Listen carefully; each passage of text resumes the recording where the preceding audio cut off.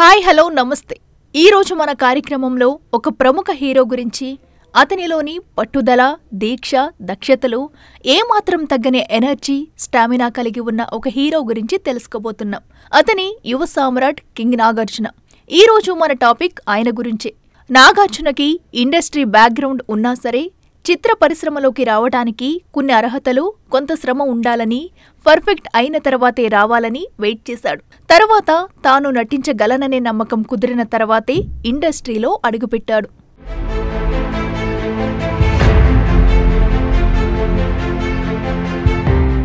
Nagarjuna 1959 August 29న నట సామ్రాట్ అక్కినేని నాగేశ్వరరావు, అన్నపూర్ణ దంపతులకు జన్మించాడు. హైదరాబాద్ పబ్లిక్ స్కూల్లో ప్రాథమిక విద్యను, లిటిల్ ఫ్లవర్ స్కూల్లో ఇంటర్మీడియట్ను పూర్తి చేశాడు. తర్వాత చెన్నైలో మెకానికల్ ఇంజనీరింగ్ చదివాడు. నాగార్జున కుటుంబ పర్సనల్ విషయాల్లోకి వెళ్తే, ఆయన మొదటి వివాహం మూవీ మొగల్ రామానాయుడు గారి కుమార్తె లక్ష్మితో జరిగింది. వారికి నాగచైతన్య జన్మించాడు. అయితే తర్వాత వారు చట్టపరంగా విడాకులు తీసుకున్నారు.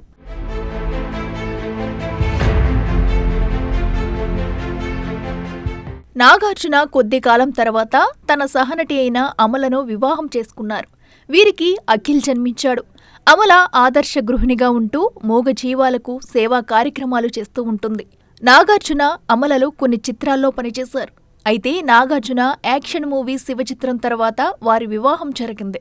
నాగార్జున సినీ జీవిత ప్రస్థానానికి వస్తే 1986 మే 23న ఆయన హీరోగా నటించిన మొదటి చిత్రం విక్రమ్. మొదటి చిత్రం అయినా ఎక్కడా ఫియర్నెస్ లేకుండా బాగానే నటించాడు. మరికొన్ని చిత్రాలు తర్వాత మజ్ను అనే చిత్రంలో ట్రాజెడీ హీరోగా నటించాడు.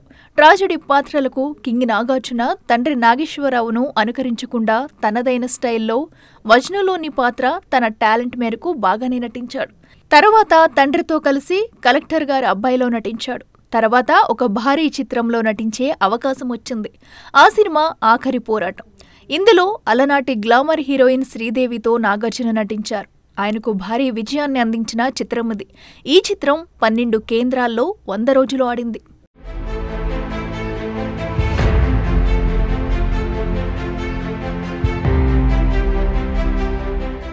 నాగార్జున నటించిన తర్వాతి చిత్రం గీతాంజలి. మణిరత్నం మొదటిసారిగా డైరెక్ట్గా సంగీతం అందించిన చిత్రమిది. అద్భుతమైన సంగీతం, మంచి కథతో వచ్చిన చిత్రమిది. లవర్ హీరోగా నాగార్జున డీసెంట్గా నటించాడు ఈ చిత్రంలో. తర్వాత రామ్ గోపాల్ వర్మ దర్శకత్వంలో వచ్చిన సెన్సేషనల్ మూవీ శివ వచ్చింది. శివ సమాజంలో స్టూడెంట్స్ పాత్ర ఎలా ఉండాలి అని చెప్తూ దానికి మంచి పరిష్కార మార్గాన్ని కూడా చూపించారు రామ్ గోపాల్ వర్మ. ఈ చిత్ర విజయంతో నాగార్జున టాప్ హీరో లిస్టులో చేరిపోయాడు.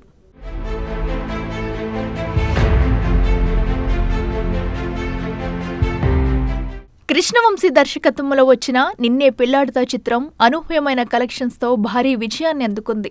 తరువాత ఛాలెంజ్గా తీసుకుని నటించిన వాగ్గేయకారుడు అన్నమయ్య సినిమాలో నటించాడు. ఈ చిత్రం ఊహకందని రీతిలో 42 కేంద్రాల్లో 100 రోజులు ఆడింది. నిర్మాతలకు కాసుల వర్షం కురిపించింది. 2006లో దర్శకేంద్రుడు కె రాఘవేంద్రరావు దర్శకత్వంలో భక్త రామదాసు చిత్రంలో రామదాసు పాత్ర పోషించారు. ఈ 2 సినిమాలతో నాగార్జున ప్రేక్షకుల సంబరాలు అంబరాన్నంటాయి. ఆయన్ని ఆకాశానికి తీశారు. 2008లో వచ్చిన కింగ్ సినిమాలో నాగార్జున చేసిన అద్భుత నటనకు ప్రేక్షకుల ప్రశంసలతో ముంచేశారు. రీసెంట్గా రిలీజ్ అయిన మూవీ నా సామిరంగా సక్సెస్ఫుల్ గా రన్ అవుతుంది. ఇక అవార్డుల విషయానికి వస్తే 3 సార్లు ఉత్తమ నటుడు అవార్డులు, జాతీయ పురస్కారాలు, 11 నంది అవార్డులు, ఇంకా అనేక పురస్కారాలు కూడా లభించాయి.